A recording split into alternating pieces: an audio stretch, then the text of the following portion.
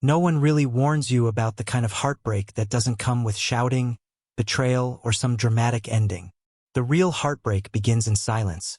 In those quiet, piercing moments when someone you love looks at you and doesn't truly see you anymore. I met Emily 5 years ago in a little bookstore cafe.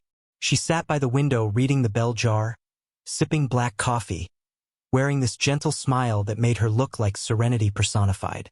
We ended up talking for 3 straight hours like we had known each other in some other lifetime. There was this beautiful contrast in her, composed but passionate, warm yet quietly enigmatic. I fell for her fast and hard, and I didn't try to stop myself. In the beginning, being with her felt like finding home. She'd text me out of nowhere just to say she missed me. We'd cook dinner together, fall asleep in each other's arms, and dance to 90s R&B in the kitchen. She'd rest her head on my chest and whisper, "I feel safest with you." I believed her. That trust, that closeness became the foundation of my life. But like a slow leak in a boat, the shift came quietly. No dramatic argument, no sudden betrayal, just a slow pulling away that was almost invisible at first. I told myself she was tired, stressed from work. So, I stepped up, cooked her favorite meals, picked her up from the office, left sweet notes around the house. I wasn't asking for anything extravagant. I just wanted to stay close. But then she began to shrink away from even the smallest touches. When I kissed her cheek in the morning, she'd subtly turn her face. Her hugs became lifeless. At night, she faced the wall and claimed she wasn't in the mood to talk. I tried to be patient, told myself to give her space, to not be needy, but something felt off. The silence after dinner, the distant look when I told her I loved her, the absence of even casual affection. About a month before everything truly fell apart, I tried to talk to her. I came home early with Thai food and wine. She was on the couch scrolling through her phone. I sat beside her and asked softly, "Emily, can we talk?" Her response wasn't angry. It was worse, apathetic. She barely glanced up and said, "What now?" I told her I felt like I was losing her, like I couldn't reach her anymore. She just shrugged. "I don't know what you want from me right now." That sentence hit hard. I didn't want grand gestures or promises. I just wanted a connection, a touch, a laugh, something real, something alive. But it was like she didn't care enough to try. Still, I held on. Maybe out of love, maybe out of fear, or maybe because I didn't want to accept the truth. Then came the moment that finally broke something in me. It was a quiet Sunday morning. We were supposed to visit her parents for brunch, something that used to bring us joy. I got dressed, shaved, sprayed on the cologne she used to say made me smell like safety. She looked beautiful doing her makeup in the navy blouse I always liked. As we were about to leave, I leaned in to kiss her. A soft, simple gesture of love. Nothing intense, just instinct. She pulled back slightly, took a small step away, and said coldly, "Don't kiss me." No explanation, no emotion, like I was some stranger violating her space. I stood there frozen, my hand midair, suspended between us like a question she refused to answer. And I didn't say anything. I didn't ask why. Didn't plead or joke like I usually did. I just nodded, walked past her, grabbed my keys and left. That was the real end. Not the words, but everything behind them. The emptiness, the disconnect. I didn't make it to brunch. I drove for hours, my heart pounding like it couldn't make sense of what had just happened. I ended up at a lookout spot we once visited, where we'd laughed and talked about our future. And that day, I sat alone and realized I'd lost her long before that moment. I just didn't want to see it. Something in me shut off after that. Not in anger, not in bitterness, just quietly, irreversibly. I didn't tell her. I didn't have to. My silence spoke loud enough. The days that followed, I stopped trying. I didn't initiate conversations. I didn't reach for her hand at night. I greeted her with a nod instead of a kiss. Ate my meals without small talk and went to bed like we were just two strangers cohabiting. It wasn't passive, it was intentional. I no longer waited for her to show affection. I stopped searching her face for signs she still cared. The version of me that held on so tightly, the man who kept hoping she'd come back, He left that morning when she said, "Don't kiss me," and something strange happened. The silence that had once suffocated me started to feel like clarity. Emily noticed a change. I could feel her watching me when I cooked breakfast and hummed to myself, when I walked by without saying much. Once, I saw her go through my phone, something she'd never done before. Another time, she spent extra time doing her makeup, even though we were just having leftovers. The shift in her was subtle but obvious. She was trying to reclaim something she hadn't realized was slipping until it was already gone. She started doing little things like cooking the pasta I loved, the one she hadn't made in over a year. I thanked her, but I stayed guarded. Then she asked if I wanted to go out for brunch like we used to. I told her I had finally made plans for myself. Real ones. That Saturday, I drove upstate alone. I hiked through the quiet, let the silence settle my thoughts, sat beside a lake, and for once, I wasn't lonely. I was free. Felt like breathing after holding it in for too long. When I got back that night, she was on the couch in the gray sweater I always told her she looked beautiful in. A candle flickered on the table.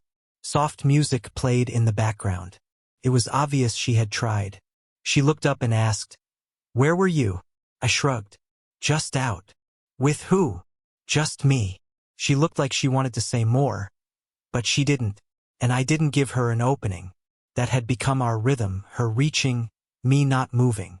2 days later, she tried to touch me. I had just come out of the shower, towel around my waist, walking past the bed. She reached out and touched my arm lightly. "You smell good," she said. I nodded. "Thanks." I kept walking. That's when the cracks started showing. She began texting me during the day. Simple messages. "Hope you're having a good day or want to grab dinner later." I replied politely, but I never started conversations. I let her sit in the silence I had lived in for months. Let her feel the same uncertainty, the same ache of wanting and not getting because the truth was I had already mourned her. The girl I fell in love with had vanished long before I started pulling away. The one who used to sing while cooking, who once looked at me like I was her whole world, she had gone. What was left was someone trying to piece together what she had dismantled. Then came the message. It was late. I was in bed scrolling through my phone. She was in the other room. A notification lit up the screen. "Emily, I miss us." I stared at it, not because it shocked me, but because it confirmed what I had quietly suspected. She finally understood what she had done. She had pushed away affection, shut down intimacy, acted cold, and still expected loyalty. But now it was different. My attention, once ignored, had become something she longed for. The next morning, she made coffee for both of us. She set the mug in front of me and sat down, almost whispering, "I know I've been distant. I just want to fix things." I looked at her, really looked. She was still beautiful, but something was missing, something I couldn't unsee. I had changed.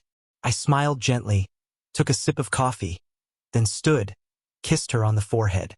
The same kind of kiss I once craved, and said, "We'll talk soon." It wasn't a lie. It just wasn't a promise. She was the one waiting. Now there's a quiet tragedy in realizing too late that someone who loved you has stopped waiting. That became her reality, and I watched it unfold day by day. Not through dramatic fights, but in subtle shifts. She began trying hard. Lit old candles, wore the perfume I used to love, laughed too loudly at my stories, touched my arm like we were still us. But each gesture just reminded me of what we used to be. The present had died the moment she told me, "Don't kiss me." That was the final nail. Still, she kept reaching out. Long texts full of confessions, apologies, nostalgia. "I don't know why I push you away. You were always so good to me. I miss falling asleep next to you." I read them. I didn't ignore her, but I didn't give her what she was looking for either. My heart wasn't something she could access at will anymore. One night, she asked if I'd go out with her just for a drink. I said yes, not because I hoped, but because I needed to see it through. We ended up at the bar where we had our second date. I remember the first time, how she wore that red dress, drank sangria, and talked about starting her photography business. Her laugh had been effortless then. This time she wore the same red dress, but the laugh was different. Shaky, strained. Instead of dreams, she'd talk about regrets.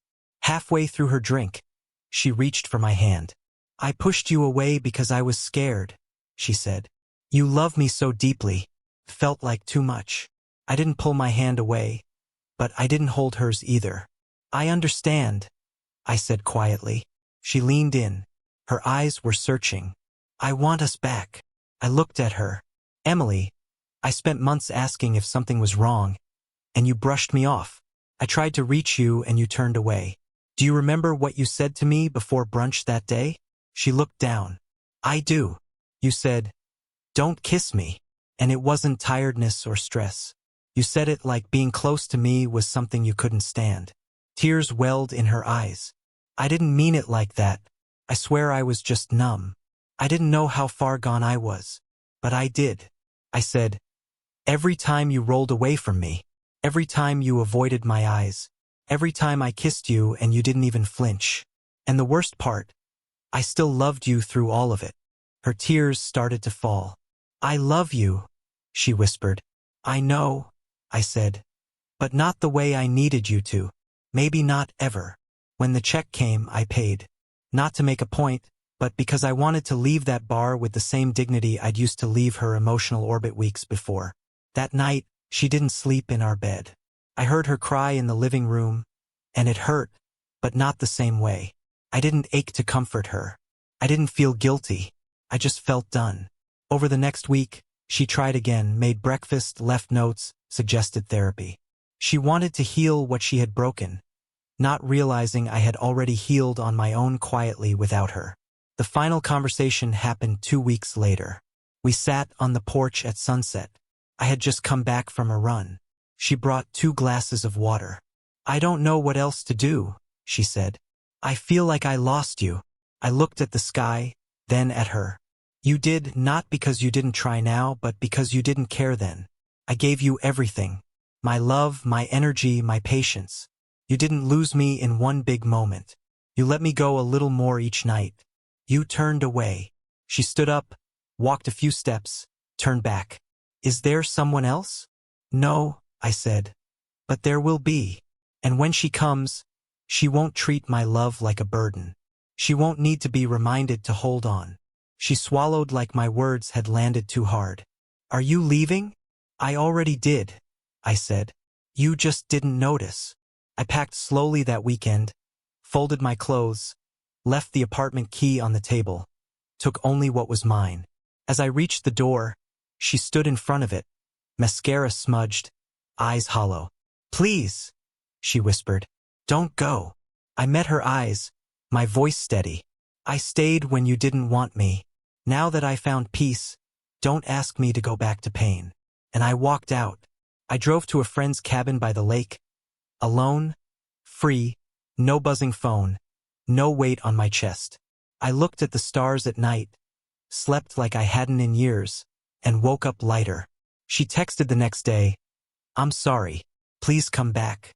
I can't sleep without you." I didn't reply. She called 3 times, then more. And that was the twist. The woman who once said, "Don't kiss me," was now begging for the very attention she had thrown away. But I wasn't trying to punish her.